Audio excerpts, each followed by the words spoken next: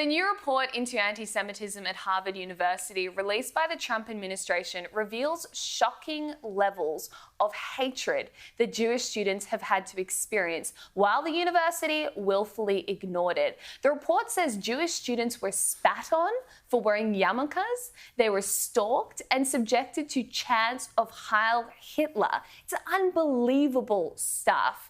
Trump's anti-Semitism task force wrote to the university warning that if they don't implement institutional changes, their federal funding would be at risk. Now, Harvard received nearly $800 million from the federal government since 2023. We've seen this war between Trump and Harvard going on now, really since the president took office. But this report shows conclusively, without a doubt, that this hatred being reported by Jewish students, it's not just people complaining, it's not just snowflakes whinging. This is real, this is serious, and Harvard has ignored it. Well, unfortunately, they're not alone. You know, they're not the Lone Ranger, and they're not the Lone Ranger in the US. We've seen it here at home, and it's completely unacceptable. Sydney University's now got demands from those that had the pro-Palestinian camp with their investments, telling them what they need to divest themselves of to make these pro-Palestinian protesters happy, which of course we know they will never be happy because there will be the new cause du jour.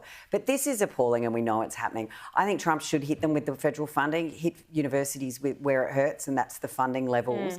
I'd be interested to know too how many buildings around Harvard have been donated by families of former students or former students that have Jewish sounding surnames, because I have a feeling there might be a couple, and some of those universities might start to see their funding reservoirs drive up. And a lot of those universities in the States are particularly reliant on their alumni contributing to them. And, you know, if I was a former Jewish student of Harvard, I wouldn't be giving them much. Well, Harvard is a private university. I don't understand why it's getting any taxpayer, US taxpayer money at all. And they have a multi-billion-dollar endowment as well. That's right, exactly right. And again, much of which would have come from wealthy Jewish families who would have donated to it. Have you noticed, though, it is always the most elite universities where the most privileged, this violence, this hatred, this nastiness, this extremism is always the most prevalent. It is always, and it is a tale as old as time itself. I mean, it goes all the way back. You know, Karl Marx and Friedrich Engels. You know, they owned vineyards and factories and everything. These people were not the working class.